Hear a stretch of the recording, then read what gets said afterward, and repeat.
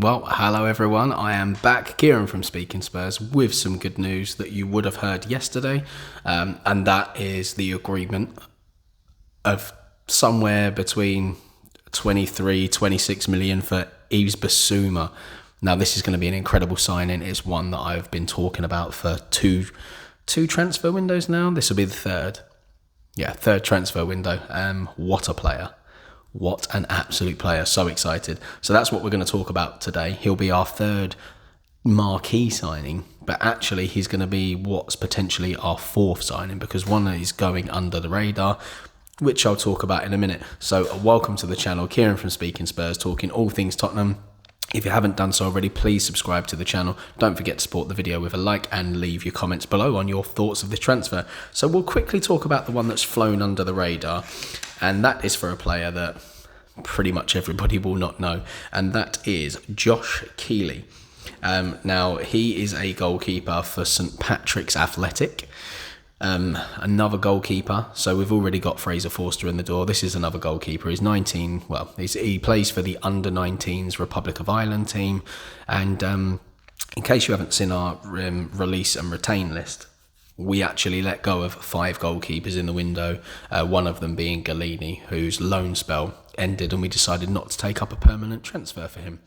But we have now brought one in, two, sorry. So one in terms of Fraser Forster. We're finalising the deal for Josh Keeley, young prospect, already an international at under-19 level. He actually had trials with many Premier League clubs, and we've managed to win his signature, or close enough. So that one will go through in the coming days. But everything's in place so far for that one. But enough of that. Let's move on to the real talk. Yves Bissouma. I'm sure many of you have been all over it and had a look at it, but I just thought I'd give my thoughts on it. I didn't really want to talk about it yesterday because I wasn't very well. I actually ended up going home early from work, so I didn't really have the energy to talk about it, but it kind of got me through the evening with the excitement because I love Yves Bissouma. So it is believed to be around the 25 million mark, but it could rise to in excess of 30 million with all the add-ons agreed, and little things that he does, probably appearances, goals, if we finish in a Champions League spot, all that sort of jazz that gets added on. Is in the last year of his contract, which is why we were able to get him for the price we did. And maybe, even though I wanted him last summer, the price they would have been asking would have been at least double for him, which I probably would have paid at the time anyway. But this is an absolute steal, and things played out well, didn't they, with Conte coming in, bringing in Kulusevski, Bentancur. So everything kind of worked out for the best anyway, and now we've managed to get him for an absolute steal. So he's supposed to undergo his medical tomorrow, which will be Thursday, depending on when you're watching this video. After, as I said, the deal could rise to in excess of 30 million with add-ons after it being agreed with Brighton. The midfielder has 1 year left on his Brighton deal.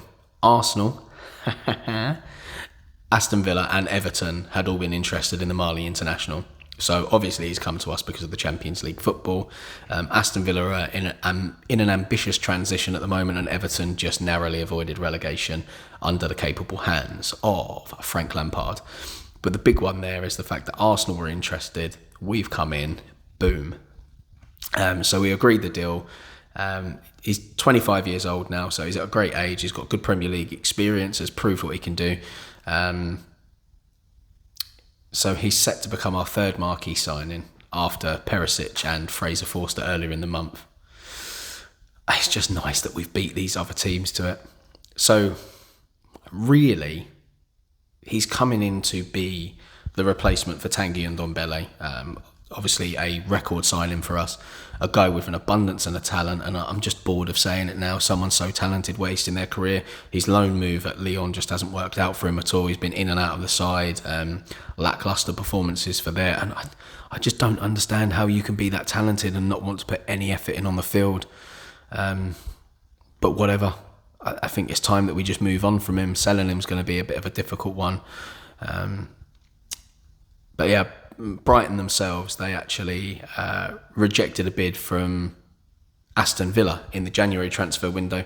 And I know that we've been linked with Bissouma in the past, and I think many teams have, just because of how quickly he adapted to the Premier League and how big a presence he had been for Brighton. I mean, the guy's immense. I think we actually signed him at the same time, didn't we? We signed Tanguy and Ndombele at the same time that Bissouma joined Brighton. So we had Ndombele for the record fee, and Bissouma actually joined Brighton for 15 million. And he's made 124 appearances so far for Brighton, and he's just been immense. I love watching him play, and Antonio Conte likes him as well, obviously, otherwise we wouldn't have signed him, but he was particularly impressed with Bissouma's performances against us last season, and that's the best time to watch a player, when they're up against you.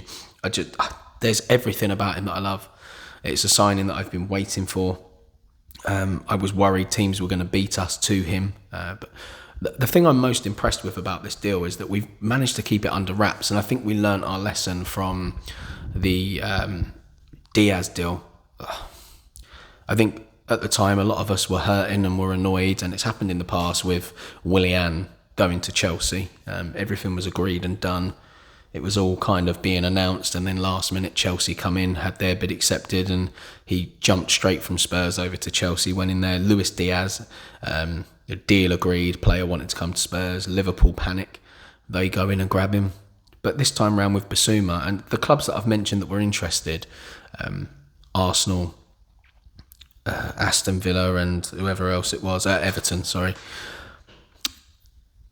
I think it was kind of public interest, obviously, that Villa were interested because they had the bid turned down. Arsenal, it had become very public. But we've always been linked on the periphery. It was a player that we've said we're looking at, but never anything was announced that we'd made contact to try and get him in the door. And with the Luis Diaz deal, I think it just came down to it where other clubs went in and panicked, because I heard a little rumour, I don't know how true it is, that Liverpool were actually looking at the possibility of Yves Bissouma. Now, we've kept this one so quiet, and it hit the point where all that happened is Tottenham agree the deal. It wasn't Tottenham have bid accepted, it's Tottenham agree the deal. There was also a little rumour going on a few days ago that somebody was meant to be arriving with their agent to the Tottenham Hotspur Lodge, and for a certain reason that didn't happen. I think it was due to an illness or something like that. So that didn't happen, and everyone was like, oh, who's the player going to be? But it turns out that man was Yves Bissouma, so I'm absolutely buzzing. I love the way he plays. He's strong. He doesn't score many goals, but he's got a shot on him. I mean, a lot of you will know about him. He's a player that many of us as fans have spoken about. But it's the defensive work that he does that's good as well. So you'll see a little pop-up come up on screen now. And this is one that went up from Opta, talking about him compared to our current crop of midfielders. So it's Bissouma compared to Højbjerg, Winks, Skip and Bentancur. Just having a look at some of the stats there. So if we look at the assists, you've got 2 for Bissouma, 2 for Højbjerg, 1 for Winks, none for Skip, and 4 for Bentancur. Passing accuracy, 89, 90, 88, 90, 90. So they're all kind of floating around the same area there. Tackles per 90 minutes. This is where he comes out on top of our lads with 3.2 tackles per 90 minutes. And interceptions, he comes out on top again with 2.1. Now, he's very dynamic in the midfield. He can play a few positions as well. He can do box to box. He can sit deeper. And I have no doubts that he could probably attack as well. But the defensive ones are the things that make me most happy, the tackles per 90 and the interceptions, because for Conte, it's very intense. You have to work hard. And if he's doing his defensive work, we'll get the ball back quicker, retain it, and then a player like Bentancur can move the ball forward, or Højbjerg or Skip, whoever it is. I'm assuming Winks is going to go out the door now. And he's actually got kind of mixed stats between him and Skippy as to who comes out bottom, but both of them haven't played a lot of football this season. Winks has kind of been used as emergency rotation for tired legs, and Skip obviously had his injury problems. So Bentancur and Højbjerg have been the main features, but you look at the assists there, Bentancur has a fair share. He had his 4, and they actually came in very important games. You know, Bentancur and Kulusevski teeing up together in the Norwich game, the game that put us over the line for Champions League football. So there you have it. Important. Højbjerg's obviously a tough tackler, and I'm actually impressed to see that 3 of them have got their passing accuracy at 90%, especially with Bentancur, because he likes to take risks with the ball. But Yves Bissouma coming at 89%, I've got no problem with that. And I think in a better side, such as us, his accuracy will probably improve a little bit. But yeah, the tackles per 90 and interceptions, I think, is very key. It's massive. The fact that it shows a good intensity, I always enjoy watching him play. So let me know what you think on that one. Are you excited for him to come in the door? Because I am. And, obviously Skippy will be back next season. Højbjerg, I don't think will go anywhere unless a ridiculous bid comes in. And Bentancur certainly isn't going anywhere. Which means with all the competitions we've now got a decent base of midfielders that are all very good. Winks was the only one that had started to drift off a bit. Højbjerg had a little rough patch partway through the season, but started to come to good.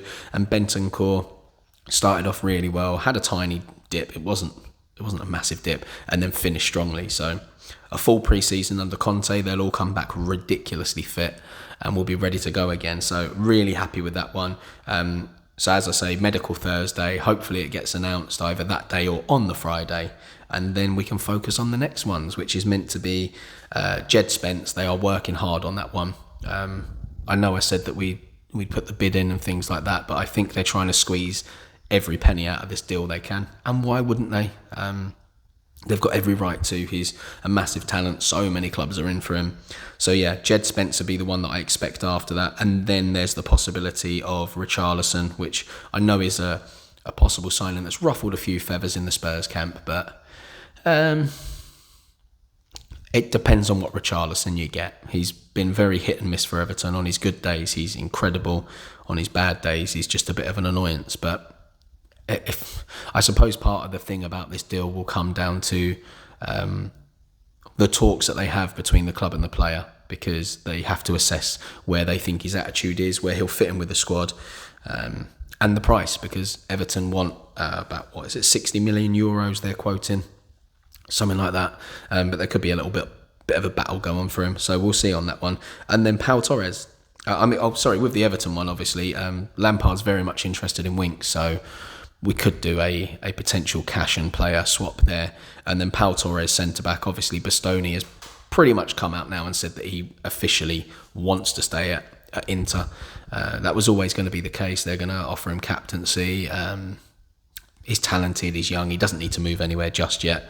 So that one I think is done. Pau Torres, Bremer, who is the centre-back that Inter Milan actually want.